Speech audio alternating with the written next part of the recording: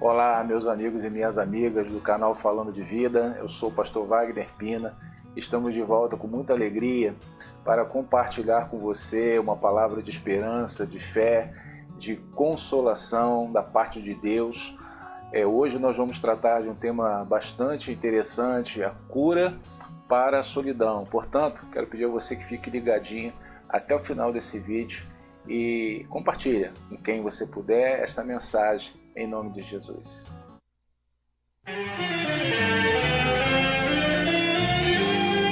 Falando de vida, de morte. Estamos de volta. Eu começo fazendo uma pergunta. O que leva alguém a buscar a solidão? Talvez a gente possa responder isso de duas formas. A primeira é que muita gente busca a solidão porque acredita que longe das pessoas elas podem estar mais perto de Deus. Meus amigos, muita gente acredita nisso. No passado isso era uma prática comum, principalmente entre aqueles monges solitários que buscavam, através de uma prática ascética, se isolar do mundo, da realidade, porque entendiam que o mundo era muito mal e os impedia de ter uma plena comunhão, uma plena conexão com o divino, com o sagrado. E por isso eles buscavam os retiros, os mosteiros, e alguns chegavam até o extremo de buscar o isolamento total. Tem uma história de conta de um monge que ele esculpiu uma coluna e ficou, subiu nessa coluna e lá ficou durante o resto da sua vida. A comida, a água era içada até o alto dessa coluna, através de uma corda, e assim ele ficava isolado do mundo, da realidade. Então algumas pessoas acreditam que pode buscar o isolamento para se conectar com Deus. E a gente sabe que isso às vezes é importante, mas tem que ser momentâneo, porque nós somos seres de relacionamentos, nós não podemos ficar isolados do mundo. Uma outra forma que nós podemos encontrar, o motivo pelo qual as pessoas buscam o isolamento, é para se protegerem dos sofrimentos e desilusões. Elas buscam esse isolamento como uma forma de autoproteção.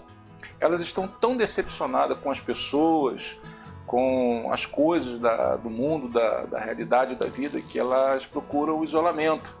E aí vivem uma vida solitária, numa profunda angústia, porque nós, como eu já disse, somos seres criados para nos relacionarmos.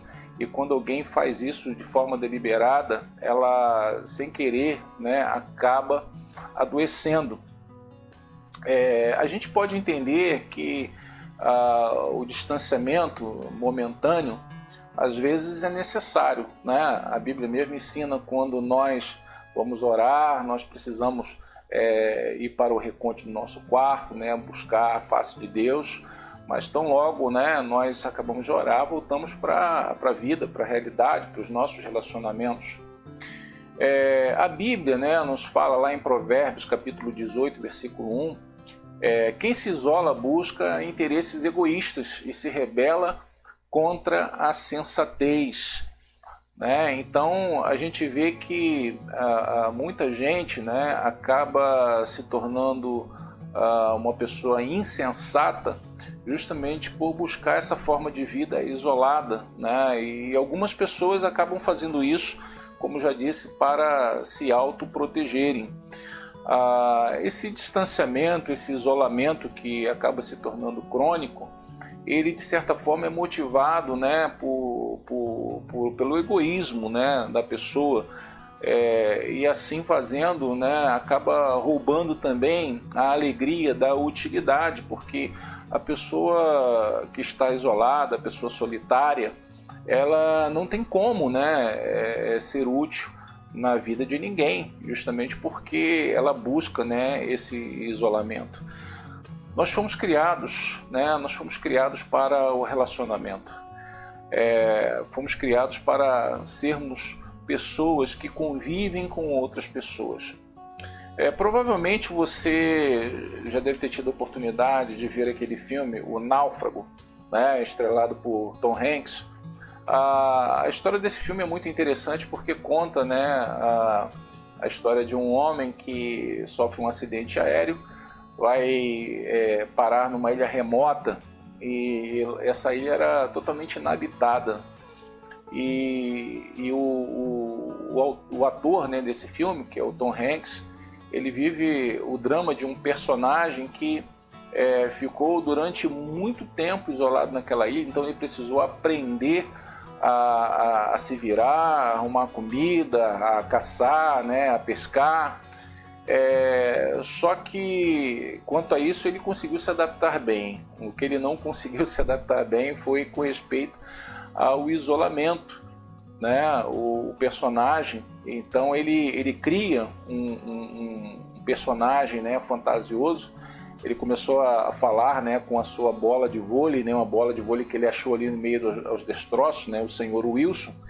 E ele tem ali, né, um relacionamento com aquela bola de vôlei, e é muito interessante, né, se torna até engraçado, cômico, mas essa foi a forma que aquele personagem encontrou para amenizar, né, um pouco a solidão que ele sentia do mundo e das pessoas.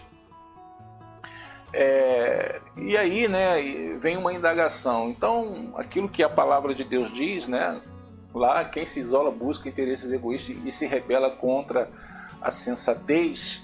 A gente pode perceber que quando alguém faz isso de forma deliberada, não é sensato, é prejudicial à saúde emocional, né? A gente entende que muita gente faz isso para se proteger, faz isso também, né, como uma forma de não se expor. Essa também é uma grande realidade. E existem situações em que a pessoa se sente solitária justamente porque ela também não consegue, né, estabelecer relacionamentos sadios, relacionamentos saudáveis. Então a pergunta que se impõe é: como curar a solidão? Como curar a solidão? Eu quero falar sobre 2 passos necessários para que a solidão seja curada. Primeiro passo: você precisa amar. Meus amigos, minhas amigas, amar é uma coisa importante para quem quer curar a solidão. Aí você pode dizer assim: mas como, pastor, então eu vou sair desse isolamento, dessa solidão, se eu verdadeiramente não encontro ninguém para amar e se ninguém me ama? Né? Às vezes esse sentimento, essa crença faz com que a pessoa busque essa vida de isolamento, essa vida de solidão. Mas é importante que você entenda que amar, muito mais do que um sentimento, é uma decisão.